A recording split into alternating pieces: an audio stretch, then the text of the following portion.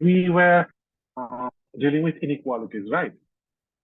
So today we are going to prove a very important inequality, famously known as the AM GM inequality.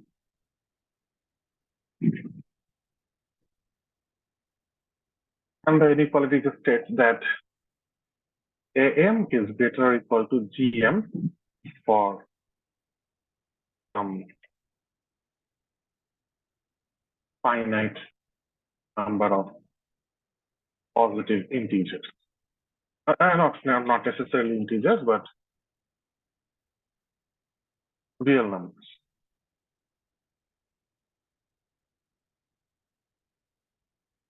Now, if some of you may not be familiar with the terms AM and GM, AM of, let us consider the set of numbers xi.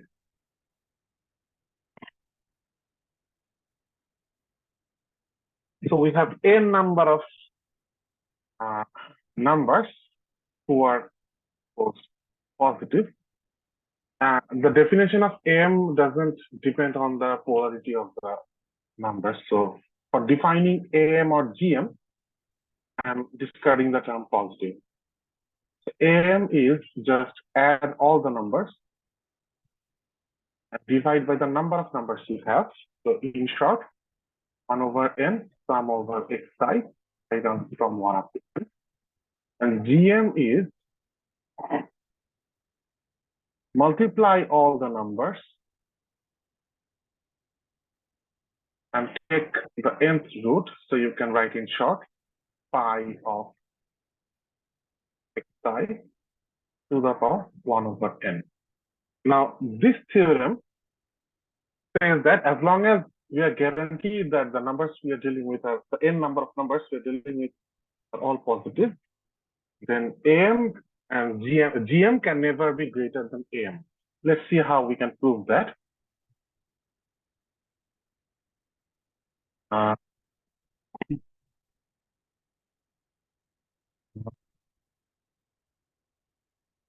Let's do the proof. Let's consider n equals to 2 first. If n equals to 2, then the proof is easy. Say you have two numbers, a and b, then a minus b whole square is greater than or equal to 0, whatever a and b are, right? So this means a square plus b square minus 2ab is greater than or equal to 0. Okay.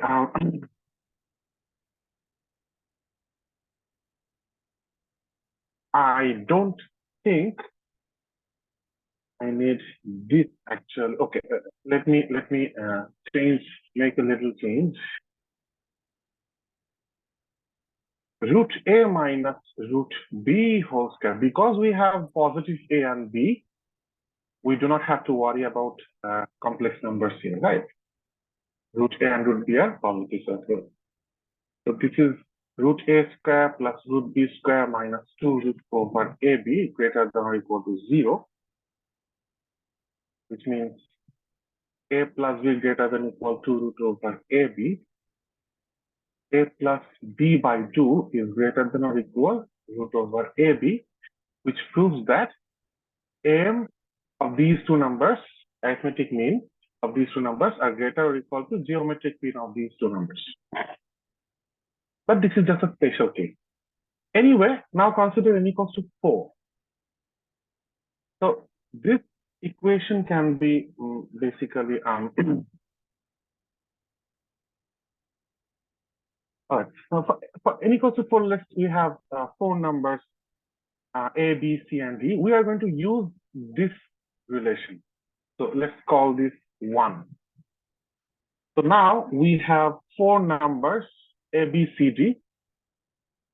This is less or equal. For A and B, apply this inequality. We can modify this equation to get AB is less or equal A plus B by 2 whole square, right? So AB is less or equal A plus B by 2 whole square. Similarly, apply the MGM inequality for 2 numbers on the product CD. So this is less or equal to C plus D by 2 whole square. Now, consider this guy inside the square. That is, I mean, consider this as A and this as B. So we have AB whole square. This should be less or equal to A. If you whole square here, you will get to the power 4 on the right, right? So A plus B by 2 whole square. This is just A times B. I have to make another square because we have an overall square here, right? So this is just equal to A plus B plus C plus D by 4 whole to the power 4.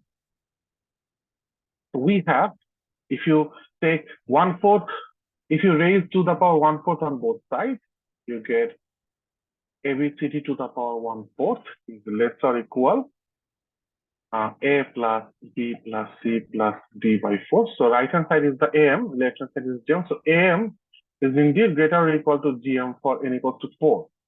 And we can keep doing this for all powers of 2, n equals to powers of 2. That is, using the case n equals to 4, we can apply the same technique to prove the idea for n equals to 8. So we can prove like this. We can prove using the similar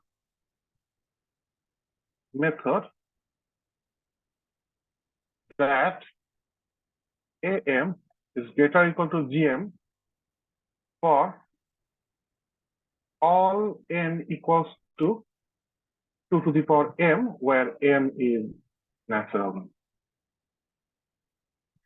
Now we are going to use, we have proved our claim for some special set of numbers only, numbers that are powers of 2. But we are required to prove for all integer value n, right? We can do that using what we established so far. Let's see how. Now assume that n is not power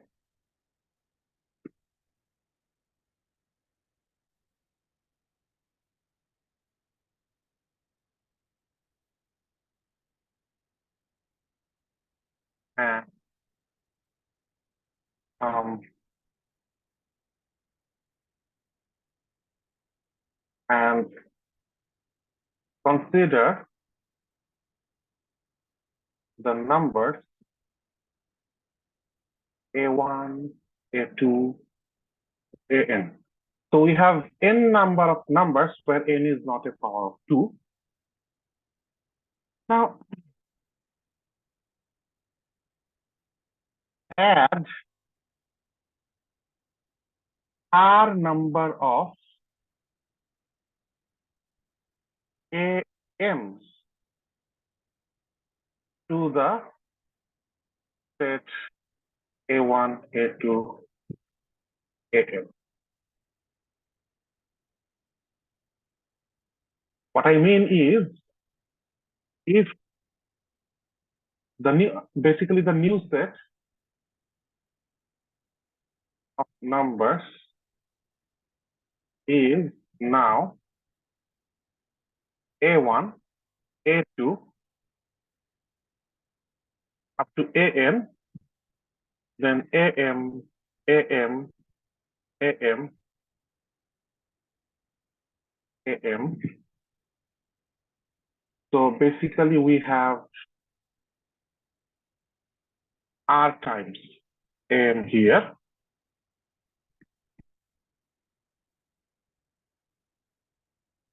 Where What is AM? AM is just summation of AI, I equals to 1 up to n, divided by n. So AM is the actual arithmetic mean of the numbers that are given to us, and R is such that n plus R is a power of. We can do that. For example, if n equals to, n equals to 19. So this is an example situation to explain what I did here. Say n equals to 19. Then R is something so that after adding R to n plus R becomes the power of 2. Let's choose the least possible value of R for simplicity. So the next power of 2 after 19 is 32, right? So what should be R so that n plus R becomes 32? So we are considering n plus R equals to 32. So R should be 32 minus 19, which is 13. So choosing R equals to 13 satisfies the situation we are dealing with for this particular case of example. So similarly, we can always do that. We can find a R so that you add R number of AMs, where AM is just a number, which is the actual arithmetic mean of the given n number of numbers. Please let me know if there is any confusion understanding the situation. Otherwise, I'm moving on. So now, apply. Now we have a number of numbers in the set, which is a power of 2. So applying, we already proved the idea for power of 2 cases, right? So applying GM inequality for n equals to power of 2, which we already proved, we get A1 plus A2 plus up to AN plus AM plus AM plus with AM. Of course, here we have R times. We have written AM R times divided by N plus R. This is the AM.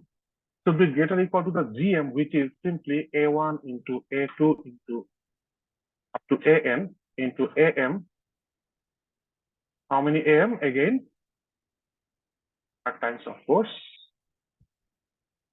to the power 1 over N plus R. Now, here is something interesting. Can anyone tell me what should the left-hand side be?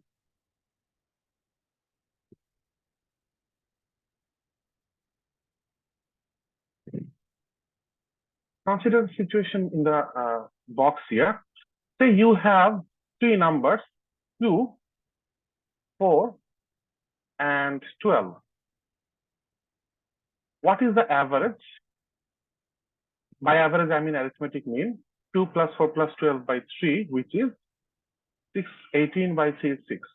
So 6 is the arithmetic mean of these 3 numbers. Now, if you keep inputting arbitrary number of 6, for example, I have added 4 6s. What should the average be now of these 4 plus 3, 7 numbers? It will still be 6 because since I have added numbers that are exactly equal to the arithmetic mean, the overall average will be unaffected, right? So this is exactly what we did here. So this is simply the arithmetic mean.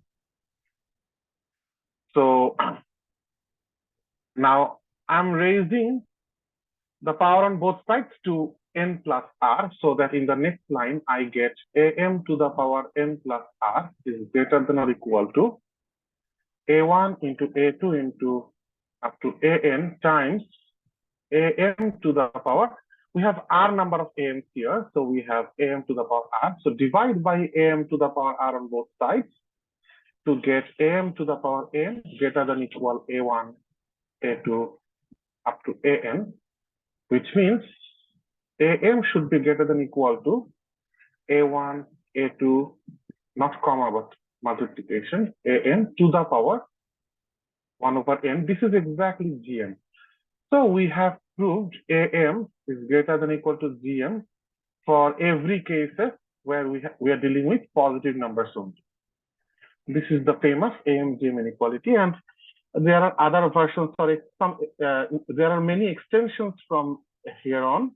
For example, if you take the reciprocals of all the numbers instead of the numbers themselves, then you can prove the idea of GM HM inequality, where HM is the harmonic mean, which is just take sum of all the reciprocals, divide by n, then take the reciprocal of that average.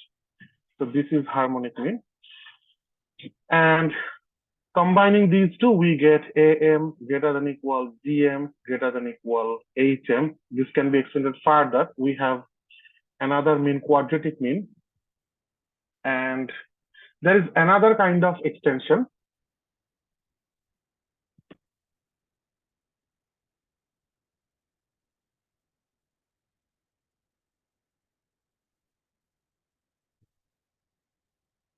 For example, say you have n1 number of A1s, n2 number of A2s, and say you have, okay, instead of n, let me use m.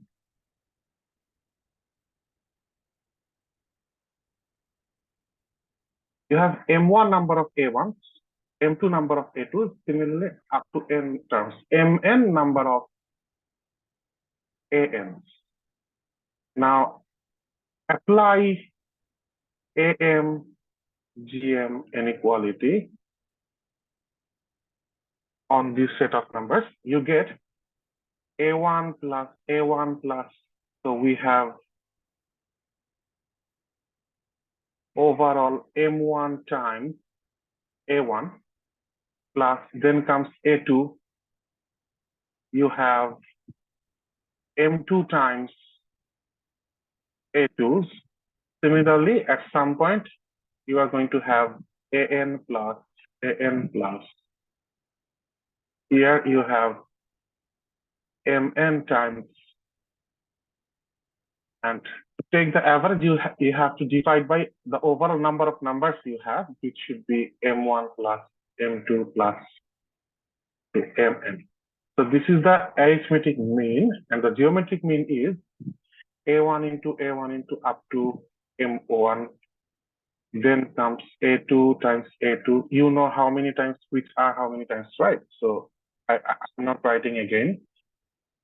Finally, at some point, you're going to get AN times AM to the power 1 over M1 plus, okay, this is getting difficult to write. It's narrow margin. So the power is reciprocal of M1 plus M2 plus to Mn reciprocal, right? Now, let's try to write this in a compact manner. There are A1 plus A1 plus 1 up to M1 times A1, which should be simply M1 A1. Similarly, the next one should be M2 A2, and the final term should be Mn An divided by M1 plus up to Mn. Greater or equal to, here we have A1 to the power M1 because we are multiplying here, A2 to the power M2, similarly An to the power Mn, whole to the power 1 over M1 plus up to Mn. It's a common practice to write the power here instead of the right hand side to get something like summation of mi ai by summation of mi, which is the left hand side up to this point, to the power summation of mi, because I raised to the power sum of mi on both sides, and the right hand side is product of ai to the power. So this is the AM GM inequality. Greater than or equal to. Greater or equal to, thank you. So this is the GM inequality in a more general form where we have considered repetition of occurrence, or in statistics what we call frequency of numbers, right? Frequency of occurrence. Now, there are some other further extension as well, but before that, we can see that we have considered M1, M2 up to Mn, these to be integers only. A1, A2 up to An, they can be real, but M1, M2, Mn, these are real numbers only, integers only. But the relation we proved here, this is true for, also true for real Mi, not just integer Mi. And how can we prove that? This is pretty easy. So far, we already know the idea for integer Mi. If you have real, then consider Mi equals to, say, Mi dash divided by D. We can always do that, right? If all the, for example, not real Mi, I beg your pardon, this is not rational M. Rational. So if all the mi's are rational, we can multiply all of them by a common factor to in the denominator and both numerator and denominator, so that all the denominators become same. And let's consider that denominator to be D. So we can express every Mi in this form, where D is common denominator for everyone. And replacing this here, we can see what we need to prove for rational MIs. This becomes, you can see that Mi is here and here in linear way, so that D gets cancelled from numerator and denominator. So the left-hand side becomes summation of Mi prime Ai divided by summation of Mi prime. And here, summation of Mi becomes D times summation of Mi prime. What about the right-hand side? The right-hand side becomes product of Ai to the power D times Mi prime. Now, if you raise to the power 1 over D on both sides, you can see that you can just cancel the D's here and here. What remains is exactly what we get here. So now do the back calculation. Start from here, come up to this point where each Mi here is now rational.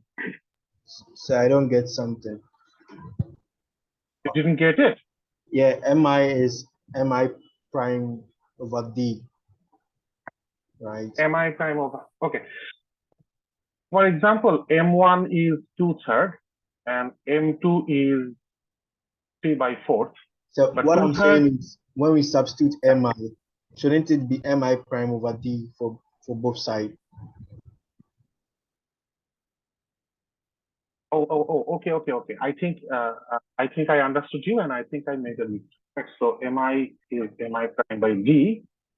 Yes. Mi prime should rather be Mi divided by D. Yes. So I must have written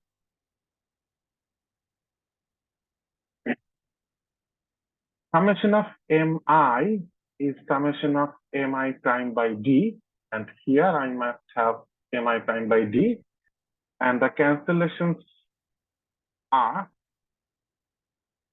the cancellation happens when we raise to the power D, not 1 by D on both sides. So D, the two D's get cancelled. Is everything understandable now? Sir, no, After sir. the correction.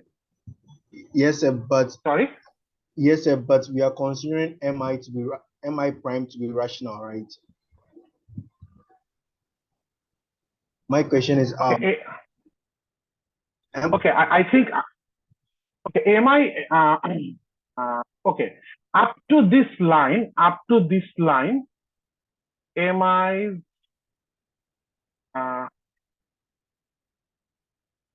Mi is integer. And after this line, I need to prove the same inequality, but this time mi is rational. So write the same inequality, just only difference is mi is rational, right? And I'm doing some back calculations. Now mi is rational. I'm writing them in a manner so that all the mi's share the same denominator. Now the mi primes are all integers, right? So if I substitute this rational term mi in the same inequality that I must have written, but I skipped because I was being lazy, then the inequality that we needed to prove becomes this inside the red circle. Is it clear now? Yes, sir. Okay. And My this is my, need to confu prove. my confusion is in the first equation, the top part, mi is integer. So if in this case mi is rational number, can we easily substitute it directly?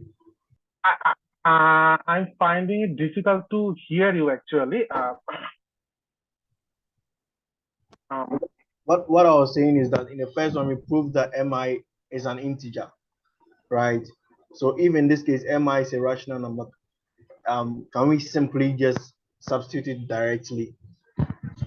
No. We did not do that. Okay, let me write in a fresh manner. Okay, forget this part. Consider up to this part where we have proved the inequality for integer case. Now the question is prove that. Let me write the same thing: summation of mi ai by summation of mi to the power sum of what was that? Sum of mi is greater than equal product of ai to the power mi, where mi is rational. And condition for ai remains same. They should be positive real numbers. This is the question now on hand. So now mi's are rational. So consider mi equals to mi prime by d for all I, and we can do that, right? Because we can convert each rational into a form where they share the same denominator. So what I did here, you thought that I substituted, but that is not what we did. What we did is, this is the inequality in hand to prove. So we need to prove that summation of mi ai times d divided by summation of d prime here to the power summation of d here mi prime is greater or equal to pi of ai to the power d mi prime. This is what we need to prove. We haven't substituted considering it is true. This is what we need to prove. Is this okay so far? So here come my question. You wrote Yes. mi, so here you wrote d times mi prime, but on top mi is equal to mi prime. Okay. I did the same mistake probably, right? So let me make the correction.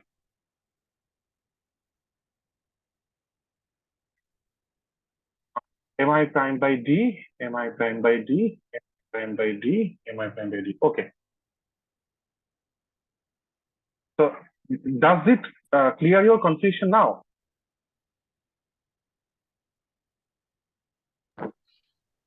So kind of. Okay. So this is an inequality that we need to prove. We have not proved it yet. So let's simplify what we need to prove. So first of all, the d's gets cancelled here, so that we have one step simplified form, summation of mi prime ai by summation of mi prime to the power 1 over d summation of mi prime greater than equal product of ai to the power mi prime divided by d. So this is what we need to prove. Then raise to the power d on both sides so that these two d's get cancelled. Then we have the inequality that we need to prove is sum of mi prime ai divided by sum of mi prime to the power sum of mi prime is greater than equal to product of ai to the power mi prime. Okay, so this is something we need to prove. If we can prove that this is true, then this must also be true. Is this okay so far? Yes, sir. But the powers, how did the D just cancel out? Because In the power. yes, sir. Okay, yeah. We can do that because, let's see. I think you have no confusion on the left-hand side. Your confusion remains on the right-hand side, I think, Yes, right? sir. Yes, sir. Okay. See, this means each term has to the power 1 by d. So if you have x to the power n, y to the power n, z to the power n, you can just write x, y, z whole to the power n. So we have n number of terms here, I running from 1 up to n. Each term has to the power 1 over d. So this looks like this. This is actually ai to the power mi prime whole to the power 1 over d. But this d doesn't depend on I. For every I, this power 1 by d remains constant. So we can just write this ai to the power mi prime whole to the power 1 over d. Just using this idea. Is it clear now? Yes, sir. So the d's get cancelled. Okay, is there any more confusion anywhere up to this point?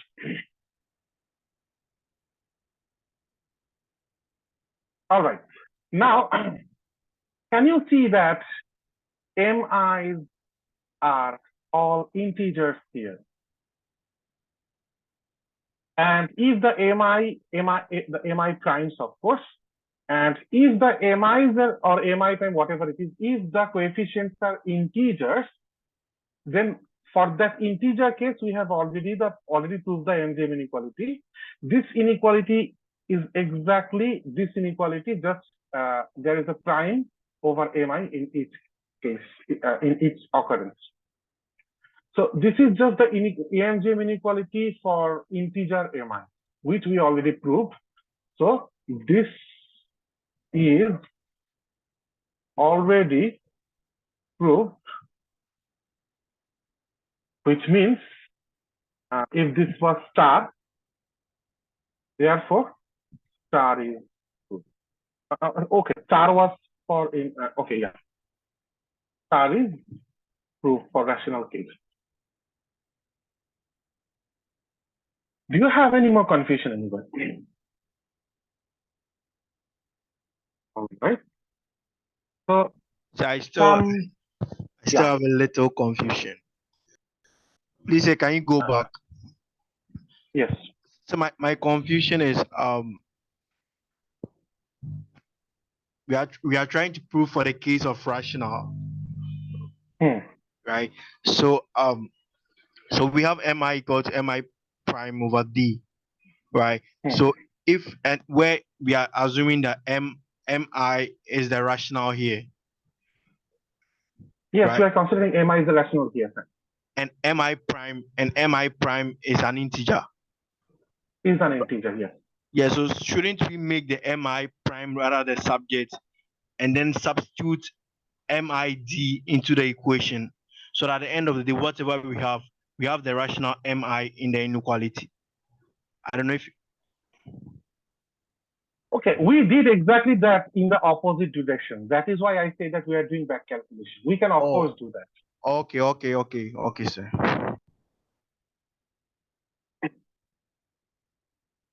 All right. Now, as I was saying, some more extension of the AMGM inequality in theorem 14 and 15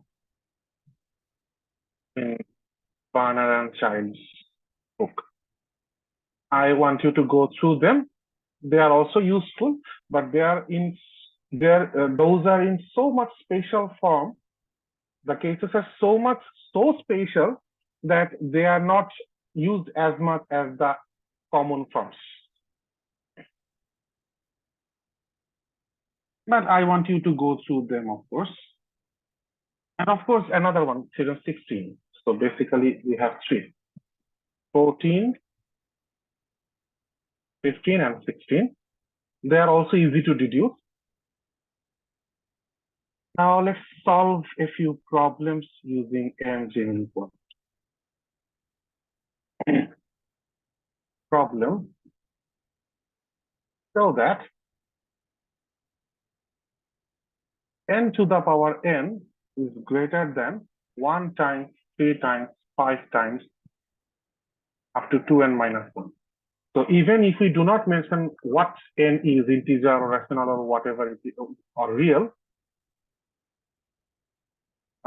you should understand that n must be integer, because otherwise we would not get 2n minus 1 here in the progression. Now, how can we prove that? Our motivation lies here on the right-hand side of the inequality. We have product of some numbers. Let's apply AMGM inequality. Apply AMGM inequality for the numbers 1, 3, 5, 2n minus 1. How many numbers are here? 2n minus 1 is the nth odd number, right? So n numbers. We have n numbers. So after application of the AMGM inequality, we have 1 plus 3 plus 5 to 2n minus 1 divided by this. This is looking like t.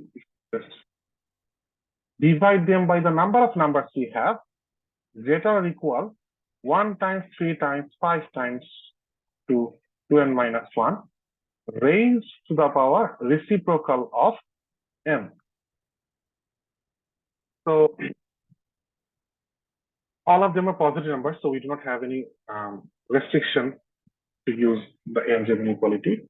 Now, what is the sum of this? Some of you already know that the sum of the first n odd integers is actually n squared. Those who do not memorize the idea can find the summation using the formula for arithmetic progression, right? We have common difference equals to 2 here. So a plus 2 times a plus n minus 1 into d overall multiplied by n by 2. And the entire thing is divided by n. So the two n's here get cancelled. On the right hand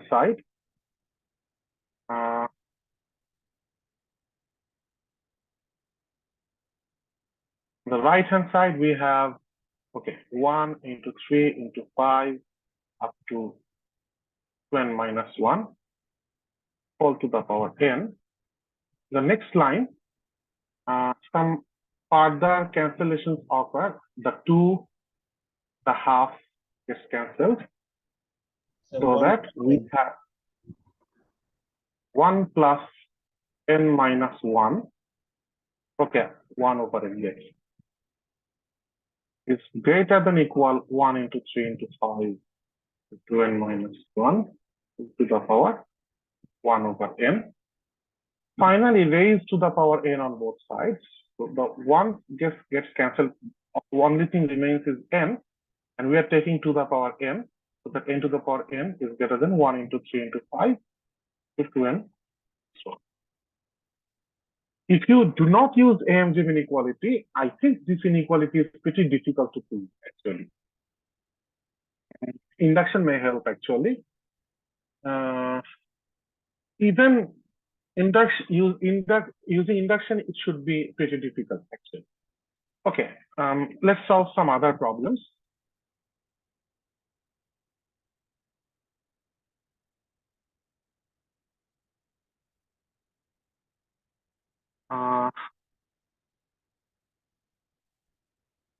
We can use the fact that equality holds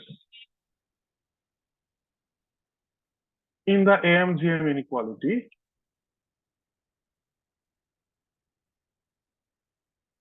when all the numbers equal. A plus, if you have n number of A's divided by n, you get NA by A, just A. It's simple. The average is going to be the same number if you take average of same numbers, however times you want. Similarly, A times up to A whole to the power n. This is just 1 by n. This is just A to the power n whole to the power 1 over n. So this is A. So originally the inequality looks like this, but you can see that we have A on both sides. So the equality holds instead of greater than or equal. And using the fact, we can find the maximum and minimum value of product or sum of a few numbers if some constraint, specific constraint is given. For example, if x plus y plus z equals to c, a constant, if a condition like this is given, then x plus y plus z by 3 is greater or equal cube root of x, y, z, right? So this gives an upper bound of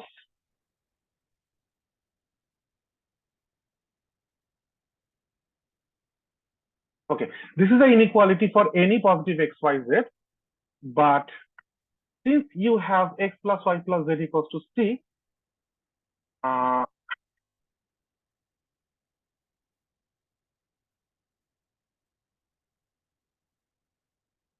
then you can just put x plus y plus z equals to c here to get c cubed by c. Okay. This is a situation where you can find the maximum value of a product of a few numbers if the sum is given, and you can find the similarly you can find the minimum value if you have x, y, z equals to some k.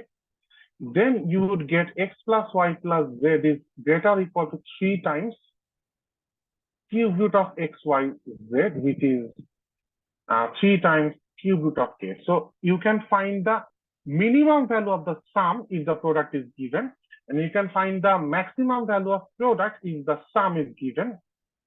Situations like this. And you can understand that this actually happens when, for example, when is x, y, z equals to c cubed by 3? If you simply think that x equals to y equals to z equals to c cubed by 3 cube actually, c by 3 into, if you put x equals to y equals to z equals to c by 3 in the product, you get c cubed by 3 cube, which is exactly what you get using the data that x plus y plus z equals to 6. So in such cases, sometimes considering all the numbers equal gives us advantage. So let's see it to some examples. The problem: find the greatest value of yz for, of course, positive y, z, subject to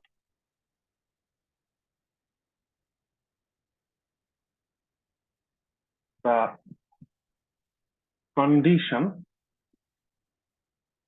x, y plus y, z plus zx equal to 12. Now you can use detailed calculation or you can take the shortcut. Let's see both. If you want to be detailed, what you need to do is apply AMG inequality on xy, yz, and zx. So xy plus yz by zx by 3 is greater than equal to xy times yz times zx to the power 1/3. So the summation is given as 12 by 3 greater than equal to, here we have x square, y square, z square to the power 1/3, which is just x, y, z to the power 2/3. So we must have x, y, z less or equal. This is just 4, right? 4 to the power 3 by 2, which is 2 cubed or 8. So this is the answer.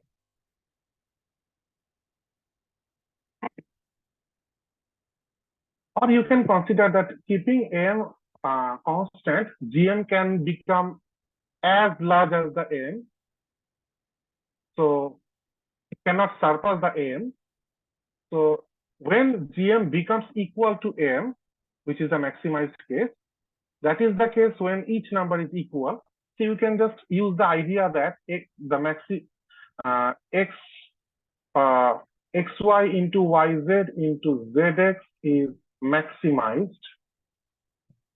So this is the alternate on the right hand side, the alternate. When we have xy equals to yz equals to zx. And xy equals to yz equals to zx means if you put all the guys here equal to xy, then you get xy equals to 12 by 3 equals to 4. Similarly, this is equal to yz, this is equals to zx. So multiply all three to get xyz whole square equals to 4. I mean, 3, 4, xy, yz, zx.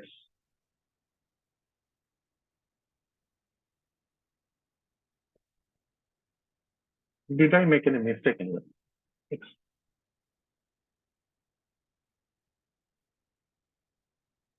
Xy equals to yz equals to zx. 3xy is equal to 12. Xy is 4, which is also equal to yz and zx. So multiply all of them to get xyz whole square, right? Equals to 4. So xyz equals to 2. So this is the answer for max case. My question is, why did I get two different answers? Maybe I made any mistake in there. 4 xy yz.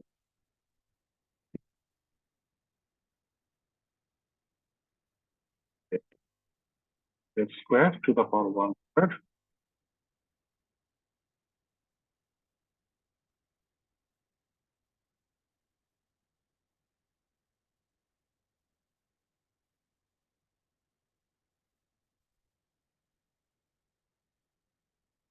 Yz to the power 2/3. 4 here.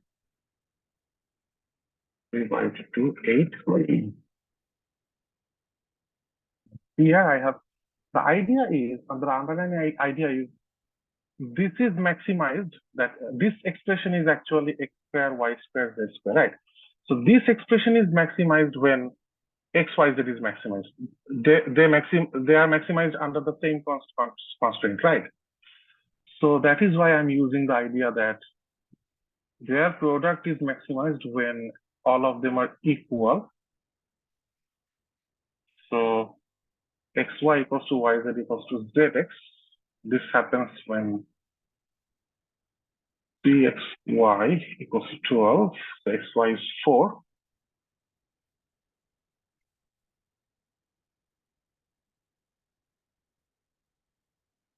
Yz is okay. If you multiply all of them, I must have 4 cubed 4 cube here, right? Which is 64. So XYZ is root over 64, which is 8. Please let me know if you find anything difficult in the problem. Right. Let's move on to another problem.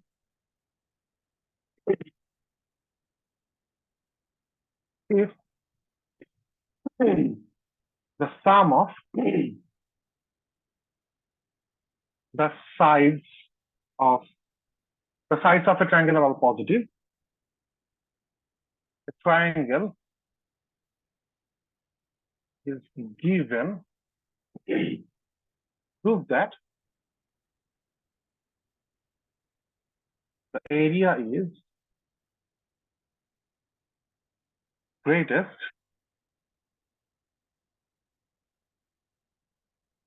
when the triangle is equilateral.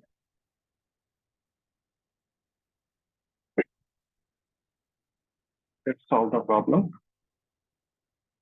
So A plus B plus C, the sum of the three sides, is equal to 2S. We have this standard notation S, that means half of the perimeter of a triangle, and this is a constant. So we now know that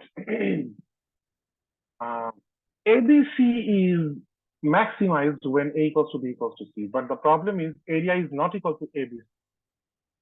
We are not trying to maximize A times B times C. We are trying to maximize someone else.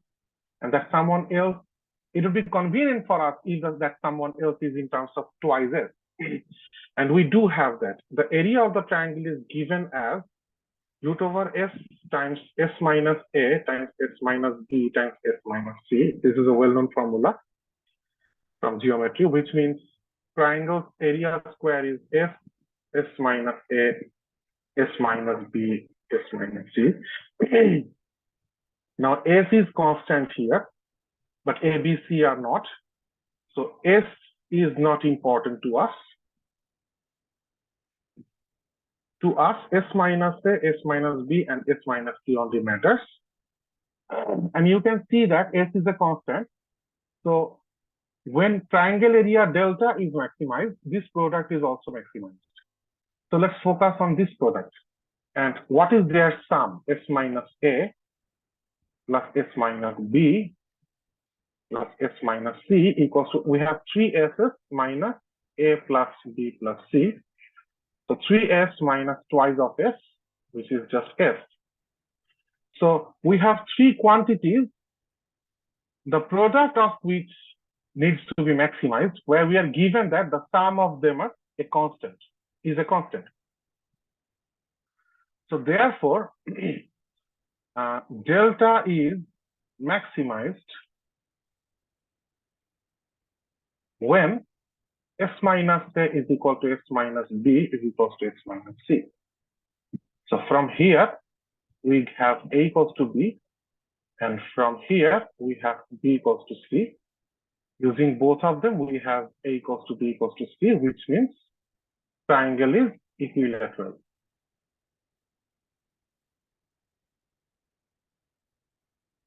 So of all the triangles that maintain the same perimeter or same sum of sides, the one having greatest area is the one which is equilateral.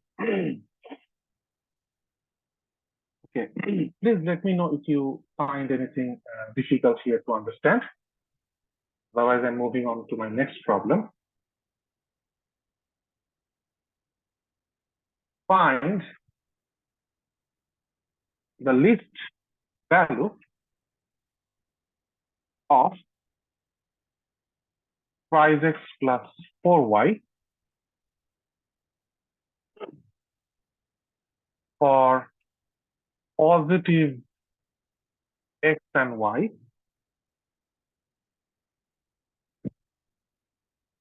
subject to the condition x square y cube equal to 6.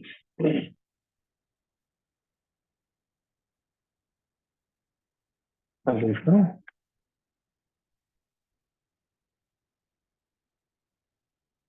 Okay, now observe here where we have an x, a y, a y, a y. Two x's and three y's. If you take the product, you get x squared y cube, which is equal to 6. This motivates us to use the GM inequality for these 5 numbers. 2 of them are x's and 3 of them are y's. But the problem is, if you apply GM inequality, the GM side will produce x squared y cube, but the AM side will not produce 3x plus 4y. Rather, it is going to produce 2x plus 3y. We do not want that, right? So that is why we have to choose other numbers, maybe multiples of x and y, so that we may get x squared y cube along with some coefficients. What I mean is, for example, if you have ax, by, and by, and if you multiply them, you get a square b cube, x square y cube. You still get x square y cube, so that the overall product becomes 6 a square b cube. And to apply the GM inequality in a manner so that we get 3x plus 4y, we need to choose our a and b wisely. So we must have ax plus by plus by equals to twice ax plus thrice by, and we have to choose a and b in such a way that 2a becomes equal to 3 and 3b becomes equal to 4. So 2a equals to 3 gives us a equals to 3 by 2, and 3b equals to 4 gives us b equals to 4 by 3. So now we know on what numbers we need to apply the GM inequality, right? And in that case, we have 3 by 2x plus 3 by 2x plus 4 by 3y plus 4 by 3y plus 4 by 3y divided by, we must have 3 by 2 plus 3 by 2 plus 4 by 3 plus 4 by 3 plus 4 by 3, right?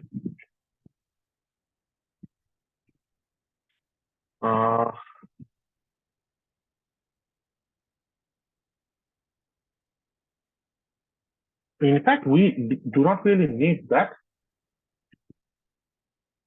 We know that this is going to be 5 anyway. Is it the 4? We have 5 numbers. We are taking the average of these 5 numbers. This should be greater than or equal 3 by 2x times 3 by 2x times 4 by 3y times 4 by 3y times 4 by 3y, 4 to the power 1/5. In the next page, I can just write 5x plus 4y, which is the numerator here, greater than or equals to 5 times the 5 on the denominator here gets multiplied on the right hand side. And here we have 9 by 4x squared, 9 by 4x squared, and 4 cube, 64 by 20. Basically, I can reduce the calculation, right? Let's just cancel things. So 2 of the 3's gets cancelled by 2 of the 3's here. Both the 2's gets cancelled with 1/4. So that on the right hand side, the coefficient inside the 1/5 power is just 16 by 3. So let's just write 16 by 3 here. Times, this is 2 parts, x squared, we have x squared and we have y cubed, right? Whole to the power 1/5, which is equal to 5 times 16 by 3 times, we know that x square y cube is just 6 all to the power 1/5. 5 times 3, 6, so 2, 6 into 2 is 32 to the power 1/5. 32 is 2 to the power 5, right? So this is just 5 times 2, which is 10. So 10 must be the least possible value of 5x plus 4y under the given constraint. So this is how we can manipulate situations to solve pretty difficult maximizing or minimizing problems using GM inequality. Right? I think that would be all for today's lecture. Please let me know if you found anything confusing or difficult anywhere during today's lecture.